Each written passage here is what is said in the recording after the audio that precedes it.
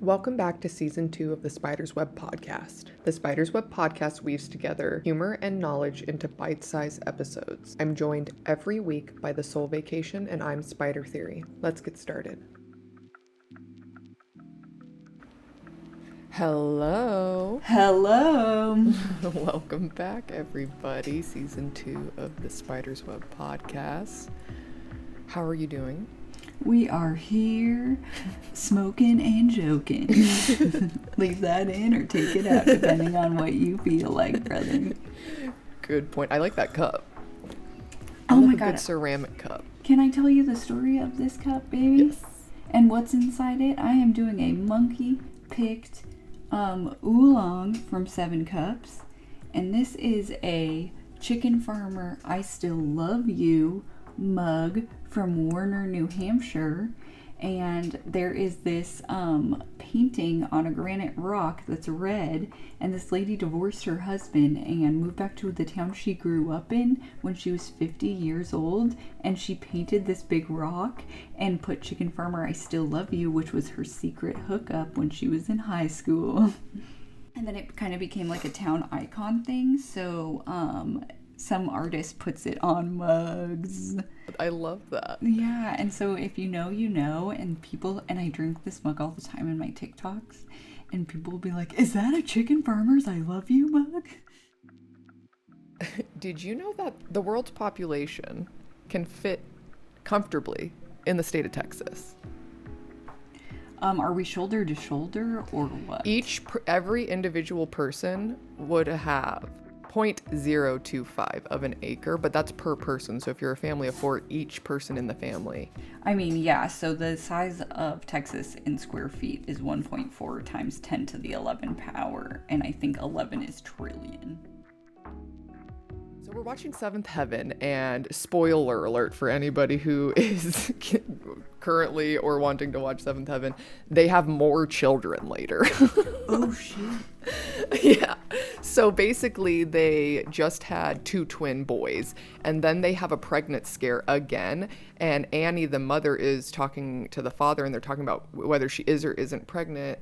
And she says something about, we better not be because the zero population growth people are going to come scoop us up. And I turned to Jacob and I was like, what the hell is she talking about? What are the zero population growth people, and why would they come scoop you up?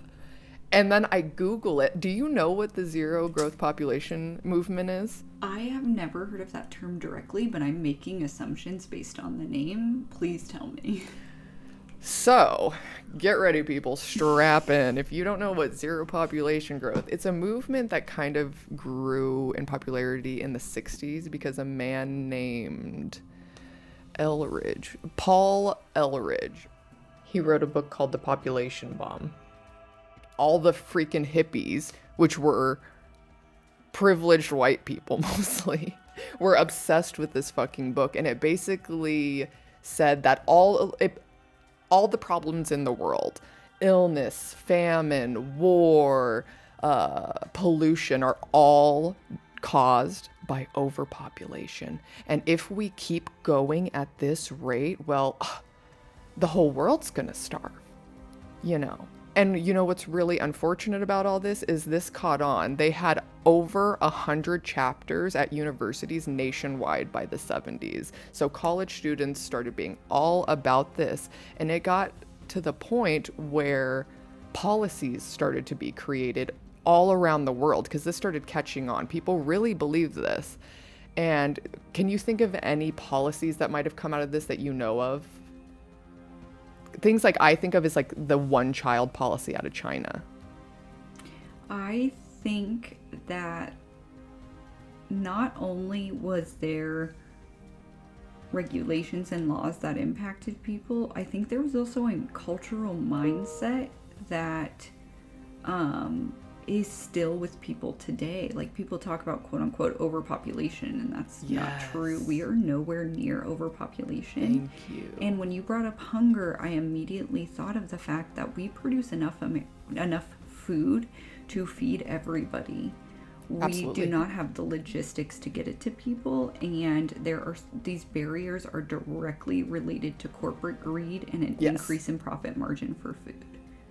And I'm wondering that, like, the logistics are there, but they don't want to do it. They couldn't beat the eugenics allegations.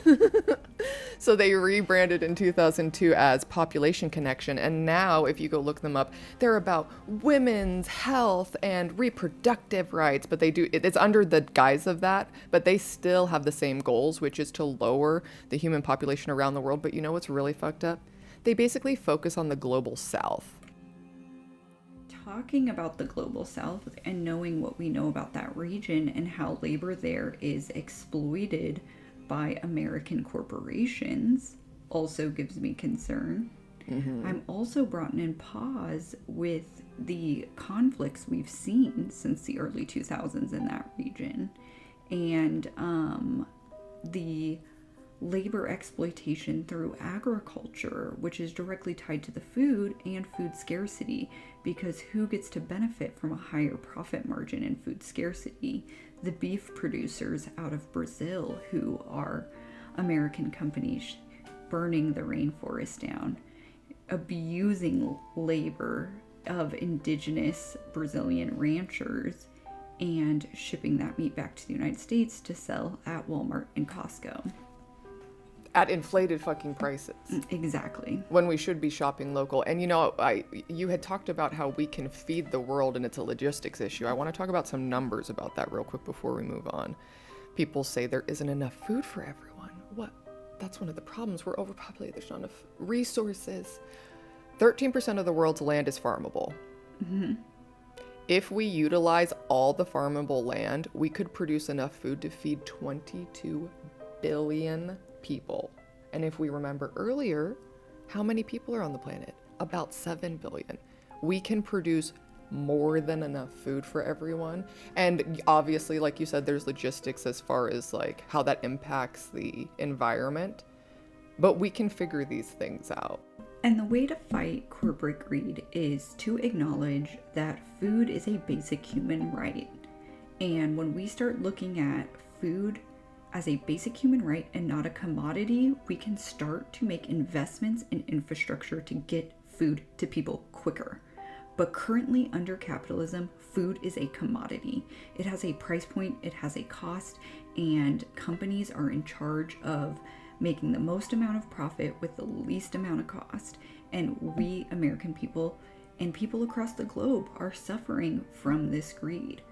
Food is a human right.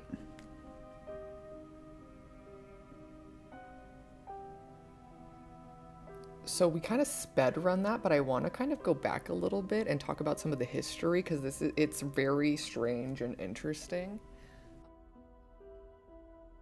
Again, the guy who kind of coined this term and wrote that book, The Population Bomb, Paul Ehrlich. He had all of these predictions, right, of things that were going to happen, and he was touting these as a way to lower population growth. So he wrote it in 1968. Which, bitch, what do we know about 1968? The US government is in Vietnam. They are extracting, like, let's look at the agricultural practices of Vietnam in that time and the economic impact of that. That's got to be connected.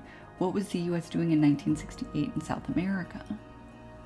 This sounds like CIA propaganda. Oh, yeah, it gets really weird, and we have to ask some questions at the end. It's like, who is saying that we're overpopulated?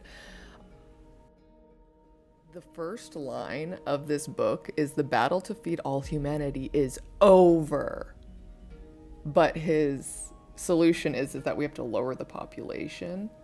And what's really scary is I found a clip on YouTube. When you type in zero population growth, a clip of a lady comes up on YouTube. Let me screen share with you and let's play this clip, because it is... All right, so this is a video of Susan Weber of the Zero Population Growth Movement, and let's hear what she's got to say. We don't even really know where the right level is, but basically we're looking for a mix that keeps population growth stable and population size stable. It does not encourage growth. And we don't care how it's done. We care that people are encouraged to see how important it is to reduce the size of the population and to reduce the size, to stop growth. There are larger issues besides the individual's choice, and the more we put off trying to dealing with problems that come from population growth, the more drastic the measures that have to be employed later on. And the China policy was put in place after a famine in which I think some 30 million people died, and they realized that they really could not continue the rate of growth that they had and expect not to have repetition of those famines. It is a difficult decision when it comes down to a life, life or death, basically. And we have the luxury in the United States not to make those kinds of decisions. We can do things voluntarily. We can do things by choice now, if we act now. If we keep on putting it off, the choices will be much more limited. We don't care how it's done, she says.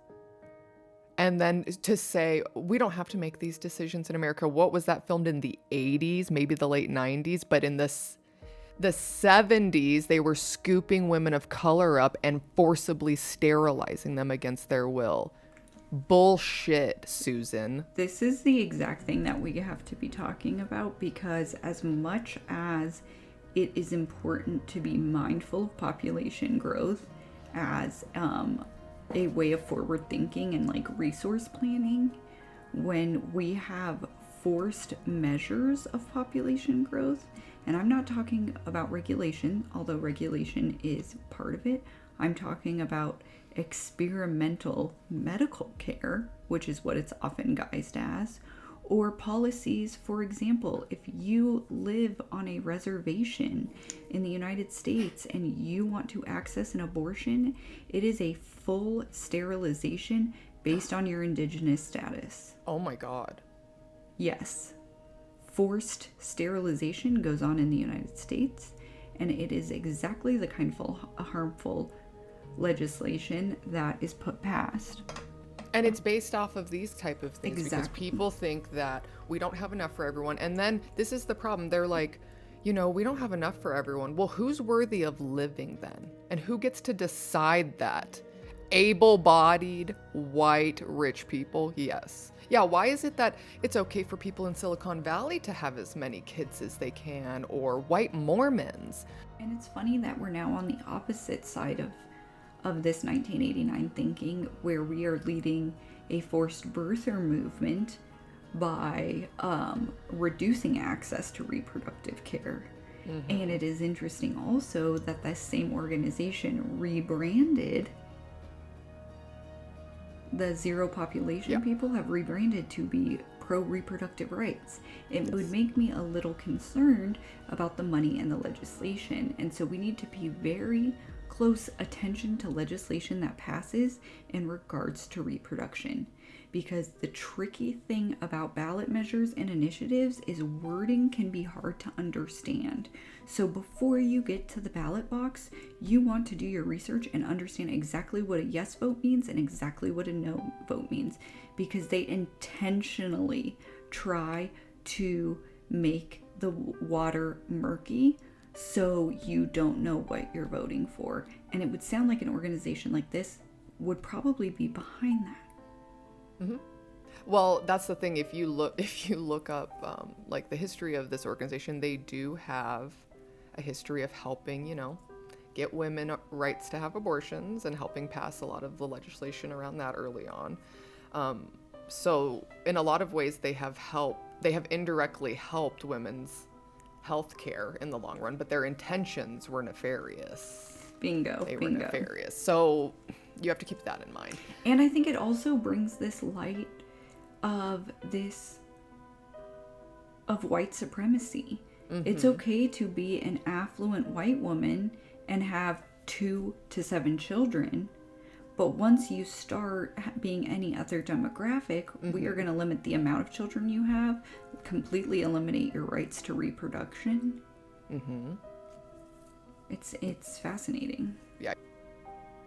It's sold as this like really sustainable argument for like helping the planet and whatnot, but in reality it's a fast road to racism and eugenics. Yeah, period. And that's what I think we need to be mindful of as a larger culture is how we talk about population, knowing how far harmful the origins are of zero population. Yes. Because so many people make the argument of there's enough people on Earth, and that is a statement related in white supremacy and reinforce that you belong more than anyone else here on this earth. So right. it is, our language is very, very important. And some of you might be spreading this harmful language without knowing its true intention. Yeah, it pervades everything. I was shocked to see people like Jane Goodall recently talking about, we really got to address this overpopulation problem if we're going to fix any of our world's problems. This is, again, shifting global warming and poverty and lack of really all resources that all us poor people have onto us, instead of it being what it really is, which is all these rich motherfuckers who have been taking everything. And it goes back to the same example with food. They want to create a false scarcity to drive up profit. And food is not a commodity. Housing is not a commodity. When we stop commoditizing these basic human rights, healthcare is not a commodity. Say it with me, people. Housing is not a commodity. Food is not a commodity. Healthcare is not a commodity. Your fucking utility bill should not be a commodity. The fact that a private corporation is monetizing electricity in a way that is harmful to people, causing people to die, as we see in Houston during blackouts, as we see in Phoenix, Arizona during heat waves. Your electric bill is not a fucking commodity. And, Elridge, he made a bunch of predictions that didn't come true. He predicted that India in the 70s would be completely starving. He predicted that by the year 2000, England wouldn't exist. And people are currently promoting this bullshit and living off of it. I just said Jane Goodall. I saw a video, when you type in zero population growth, Neil deGrasse Tyson, which honestly isn't that surprising, but he represents science. People believe in the things he says. He's fucking talking about it. And it's weird. It's so weird. You go onto YouTube, you type in zero population growth, you get two types of videos. You get videos talking about how overpopulated the world is and what we need to do, and then you get videos about how underpopulated the world is, and that's going to be a problem too. And you know what? Who is saying that the world is too overpopulated and too underpopulated? People like Elon fucking Musk, who stand to gain from us having more children or not. Now it serves them for us to have more children. Before it didn't. Before it scared them because they thought, all the poor people were going to come take their shit. And now they realize they're not going to have any slaves in the future, and they're panicking. Well, and I think it's the impact of effective marketing, right? Like our mom, she said, oh, I had 2 kids because they will replace me. That's zero population growth. That mom literally decided how many kids to have based on that rhetoric. And now we're seeing 30 years down the road that, oh shit, that guy was wrong, and we need our population growth that's not negative. Yeah, absolutely. And to the point that there was another scientist named Julian Simon, and he existed at the same time as Paul Eldridge. And he looked into it also and came up with the complete opposite conclusion. Simon found that there was absolutely no correlation between an increase in population and a decrease in standard of living. In fact, he found the opposite happened. Ding, ding, throughout ding, time. ding, ding. Yes. We help each other. And guess what? If you see a negative impact on population growth and quality of life, it is because your government is taking advantage of you. Taxes aren't bad. The more people that pay taxes, the more shit you get from taxes. Taxes are bad when you're the only one paying and the rich motherfuckers aren't, and you're getting nothing for them. And they're the ones benefiting from your taxes, and they're not paying taxes. This is how this transfer of wealth is happening. Bing, ding, ding, ding, ding. And they're the ones feeding that rhetoric to people that taxes are bad, when you and I are never going to pay a capital gains tax in our life, because capital gains tax are only taken over on assets that are more than $100 million. You, Joe Blow, your dumb uncle at Thanksgiving, they ain't getting capital gains tax. But that's your the uncle with the rhetoric. boat, Yeah. he's not getting capital gains taxes. He thinks they're coming to get his boat. Yeah. Oh, yeah. Yeah. So, yeah, I mean, and in reality, what we're seeing, they're talking about overpopulation. Like I said, Jane Goodall's fucking talking about it. And then at the same time, U.S. birth rates are at an all-time low. Italy has declared a national emergency because their birth rates are low. Japan hit a record all-time low. Australia, France. Let's talk about what we think could increase the birth rate. We need childcare in this country that is subsidized, and it can look like different things. Childcare could be a direct subsidy to families like we saw in COVID. It could look like a direct subsidy that you then choose your own daycare system. So maybe it's subsidizing your cost of putting your child in daycare. Maybe it is money that your mother-in-law can apply for because she's the primary caregiver while you work. Maybe it is the stay-at-home mom who is now applying for a wage for her labor to be home and take care of children. That is how you increase a population growth, increase a population, when you provide support for mothers. And that's, I mean, it depends. If you're somebody who believes we're underpopulated, that would be a good thing. But there's people out here saying we're overpopulated. What do we say to them? I would say call them out for the flat out fucking lie it is. It is a lie. It's a fucking, and that's why I wanted to start with that fact that you could put the entire population of the world into Texas and each person would have 0.025 acres of land. Isn't that fucking wild? They're lying to us. And the fact that we can feed 22 billion people with the farmable land that we have, they're just not doing it. Don't take this information as information against climate change. Take this information as population is not impacting climate change. So let's start looking at the other factors. ExxonMobil. Yes, they're pointing the fingers at us again, trying to make us all feel guilty, and we're the ones who have to make a change. And if you don't want to have children, that's fine. I'm not having children. But if you're not having children because you think the world is overpopulated, it's not even true. Yeah, and let your reason for not having children not include the overpopulation, so we can talk about things like childcare, access to healthcare. How many women in this country die giving birth because we don't have good quality maternity care in every hospital?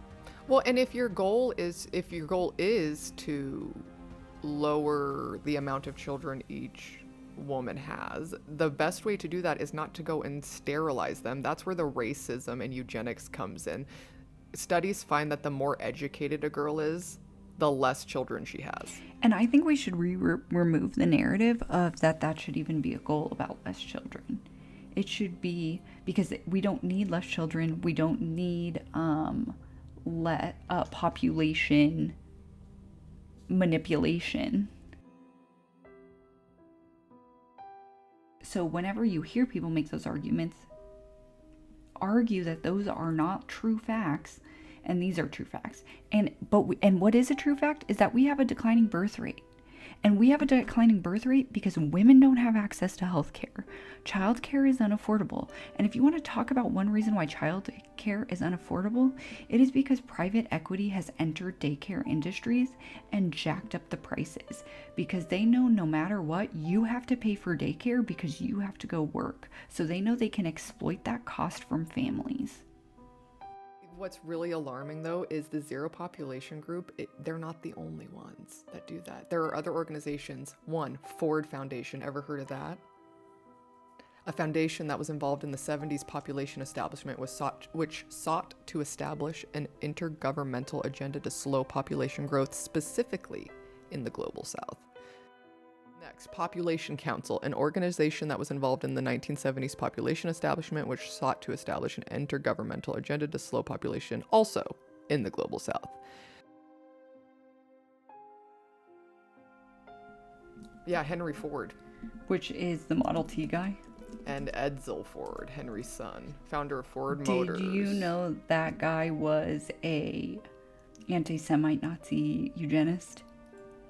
Well, that makes sense. If he is investing in this idea of zero population growth, of course he's a fucking racist. Eugenics thinks like a Nazi. That actually makes a whole lot of fucking sense. Actually. Yeah. And so then I think this just reaffirms the culture of white supremacy that sometimes exists in scientific knowledge, because it is a common, as a science teacher, it is a common basic science fact that there is a carrying capacity to populations. That is fact. What is not fact is that we are anywhere near that number. As Spider Theory discussed before, we could feed 22 billion people. That's our carrying capacity. And so when these organizations are telling us that we are close to reaching those levels, and I understand that we have to think exponentially because, like Seventh Heaven, 2 people made 7 people. That's so many kids, dude. Yeah, so like I do think there's something to be said about that. Yeah. Fucking wild. And so be careful with your rhetoric, because as empowering as birth control is and access to health care, it's got to come from a place from women's rights to access that health care, and not a campaign to get Black and brown people to stop having children. Yeah, and I think it's just important to ask yourself who's complaining about under and overpopulation. Look at the people who are doing that. Are they privileged people? Are they people who stand to lose or gain anything from that conversation? And the logical leap that many observers seemed to make was that the Earth would be better off without humans. I reject that leap. The Earth may be better off without certain systems we have created, but we are not those systems. What if I told you that the Earth needs us? What if I told you that we belong here? And that was Dr. Lyla June Johnston, an Indigenous musician, poet, scholar, and community organizer. That was from her TED Talk called 3,000-Year-Old Solutions to Modern Problems. Thank you so much for joining us for another episode of the Spider's Web Podcast. You can follow us on TikTok at the Spider's Web Podcast, or you can follow me at Spider Theory, or the Soul Vacation at the Soul Vacation. We'll see you next time.